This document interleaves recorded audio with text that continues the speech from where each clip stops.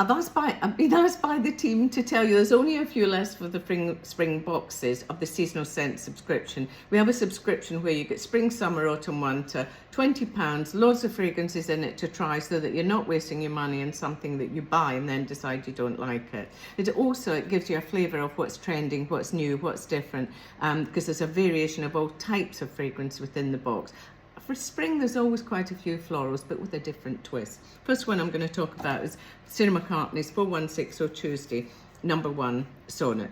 Sonnet number 1. It is absolutely delicious as a rose fragrance, but not sickly, not kind of cloying, anything like that, because it's uplifting with the lily, and there's violet in there, which seems a wee trend happening at the moment with violet in fragrances, always at this time of year. Next one, now this is completely different in smell, and this is Brioni Essentiel by the thing I love about this, and I wear this a lot just as a comforting fragrance, although it's quite aromatic and sharp. I really love it because of the top note, which has tomato leaves in it, which gives you a really unusual fragrance and always commented upon. Next one, femininity in a bottle. Creed Spring Flowers. Think of a bouquet, think of that freshness, the lightness, the brightness, everything like that. But interestingly, grapefruit on the top note, and apparently you appear younger to other people if you wear fragrances with grapefruit in the top note. Then in the middle, there's jasmine, which gives it that roundness and the luxury comforting area of the bottom notes. So very, very wearable fragrance that I have absolutely none left in my bottle, so I need to be purchasing another one. Then we go on to, now this is a wonderful thing. Goutal created this for her daughter, and it's called Petite Cherie. Now, just telling your daughter you're not getting a fragrance created for you, but just in case you were wondering, no. This one was created and it is beautiful. It's classic, it's well done, it's well rounded. It's a very good example of a fabulous fragrance, and that it's got pear in the top note, so that freshness of the pear comes through the minute you spray it. Then it goes down and it goes into the vanilla base, which makes it a little bit sensual. So all in all, easy to wear, but fabulously created. Next we have, Kenzo flower. Loads and loads of people love Kenzo flower. I do too. They've got all different variations of Kenzo flower. This one is Ikebana. Now the interesting thing about this one is actually that it's there's a woodiness that you don't get in all of them. I like this, but the thing I like about this is quite addictive. You keep spraying it, and it's almost a fragrance of contradictions that comes together in a beautiful way. In that, again, it's the roundness, the many perfumes. It's all about how they're put together, and this is a very good example of amazing fragrances. It's luminous, it's up, you know, I'm almost standing up when I'm telling you about it, but it is definitely the addictive. I don't know if it's that the musky woody base starts very light and fresh and kind of elegant, and what goes through to the woody base, fabulously well done.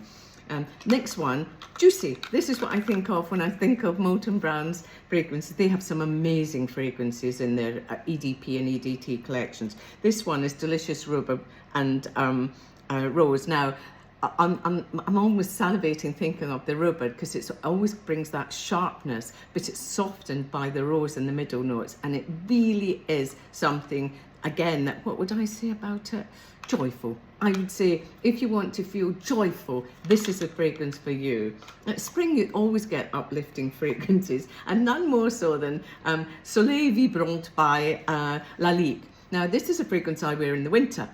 And the reason I wear it in the winter is because it is sunshine in a bottle, and it's just those days when it doesn't know if it's winter or summer. In spring, this Soleil Vibrant, what I love about it is actually the top notes of bergamot and ginger. It gives you that fiery top note, but again, it's uplifting. And then it goes down into jasmine sambac, giving it a softness, which is carried through with bourbon vanilla. So you start off fresh and bright in everywhere, but it's still actually very sensual in the base notes. So sunshine in a bottle.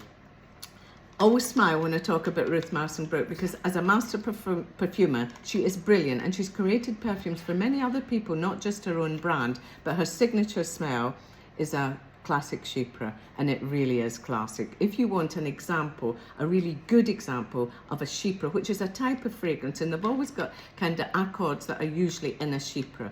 It's known in the industry to be one of the most elegant, sophisticated families of fragrance in the industry. So this one, which is it's called her signature, and what I like in that one is the little surprise of pineapple and bergamot in the top note, so that you get a little bit of fruitiness with the bergamot and the citrus element of bergamot and the fruitiness put together, following through into the middle, which there's blackcurrant in there as well, if I remember correctly. Yeah, and there's jasmine, which again makes it nice and soft in the middle. But in the base notes, as you would expect, there's oak moss, patchouli, and it just is classic Chypre. Sophisticated and elegant, if that's your look and that's your want. Ruth Mastenbroek's signature.